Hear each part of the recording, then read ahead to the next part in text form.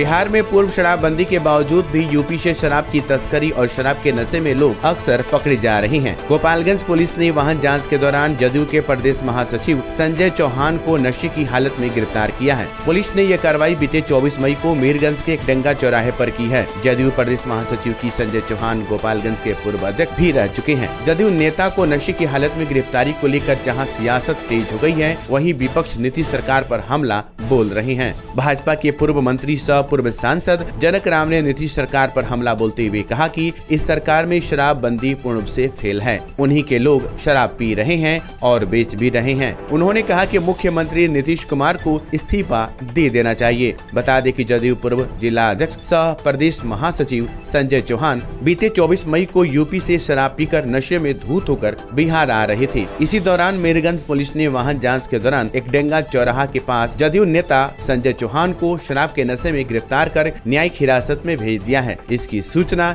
जैसे जदयू के प्रदेश अध्यक्ष को मिली, प्रदेश अध्यक्ष ने बैक डेट में जदयू नेता को 6 साल के लिए निष्कासित कर लेटर जारी कर दिया है। बहुत ही दुर्भाग्य है, आपने गोपालगंज की बात किया कि जदयू के राष्ट्रीय सचिव जी ने नशे में पकड़े गए। अरे गोपालगंज की ही बात नहीं है, बिहार के मुख्यमंत्री नीतीश कुमार जी चाचा भतीजा के नाम से जो जाने जाती है ये सरकार, इस सरकार में शराबबंदी पूर्णतः विफल है।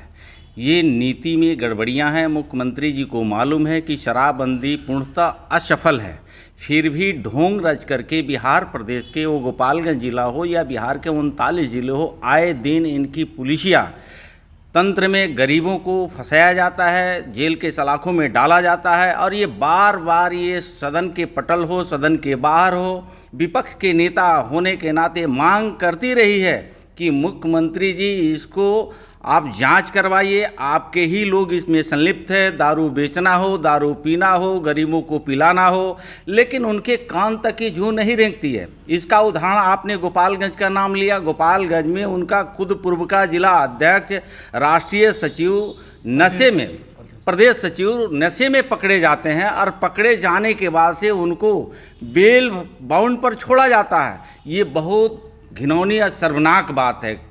इस पर तो त्वरित कार्रवाई करते हुए पूरे के पूरे संज्ञान मुख्यमंत्री जी को लेना चाहिए और लेना ही नहीं चाहिए।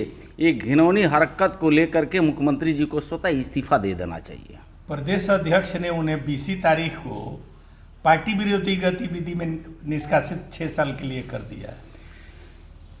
ये हड़बड़ गड़बड़ में ये सरकार चल रही है। आपने देखा होगा कि बिहार के मुख्यमंत्री जी कई बार कई मंचों पर उन्होंने कहा, कभी गृह मंत्री रहे नहीं भारत सरकार में, लेकिन वो गृह मंत्री अपने आप को संबोधित कर देते हैं। अभी आनंद फानन में दरभंगा के धरती पर उन्होंने कभी प्रधानमंत्री का सपना देखते हैं, वो प्रधानमंत्री के अपने खुद को घोषित कर देते हैं। उसी तरह जदयू के पूरे कुनबा जो है आनंद फानन में कोई निर्णय लेने के लिए वो जानी जाती है। जैसे आपने देखा 24 तारीख को पुलिस उसके नशेबंदी के तहत अपने प्रदेश सचिव को गिरफ्तार करती है और जदयू पूरे टीम ने 20 तारीख को निष्कासित कर देती है। मुझे नहीं लगता है कि इस तरह का आनंद फानन में जदयू के लोगों ने क्यों कदम उठाया।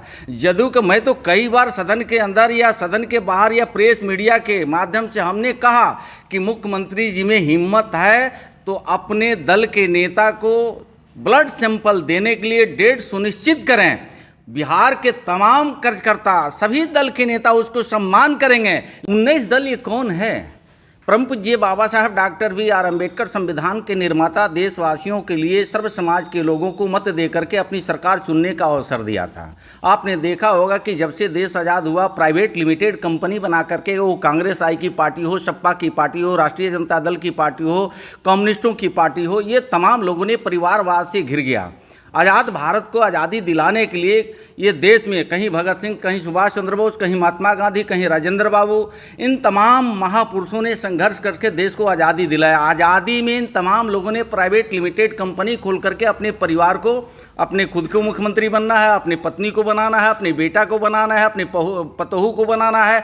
ये बिहार की जनता ने, ये देश की जनता ने जब बात समझ गई और 14 में बड़ी परिवर्तन देश के यशस्वी प्रधानमंत्री नरेंद्र मोदी जी के नेतृत्व में हुआ, तो पिछड़ा का बेटा है, कमज़ोर वर्ग के बेटा है, जिनकी माता ने दूसरे घरों में काम करके इस पदों पर आने का काम किया है, कांग्रेस का और कांग्रेस के साथ रहने वाले गलवहिया जो करने वाले लोग हैं उनको पसंद नहीं आया, जिसका उदाहरण आपने देखा होगा कि पार्लियामेंट बंद करके ये देश को बड़ी सौगात देश के प्रधानमंत्री नरेंद्र मोदी जी ने दिया है और उसको इन लोगों ने विरोध किया। विरोध करने का कोई हक नहीं है, कोई हक नहीं है। जैसे आपने देखा होगा कि बिहार विधानसभा में एक्सटेंशन एक भवन बन करके तैयार है, खुद को मुख्यमंत्री जी ने किया है, उसमें महामहिम गवर्नर को कहीं नाम नहीं है। उसी तरह चेयरपर्सन होने के नाते सोनिया गांधी जी ने उड़ीसा की भवन हो, कर्नाटका की भवन हो, ऐसे कई जगहों उदाहरण देखने को मिला है, उसमें महामहिम राष्ट्रपति जी को कहीं चर्चा नहीं है, कहीं शिलालेख पर नाम नहीं है। लेकिन इन लोगों ने नाटक कर रहा है। तो बिहार की जनता और साथ साथ पूरे देश की जनता ये देख रही है कि नरेंद्र मोदी जी के बढ़ते कद को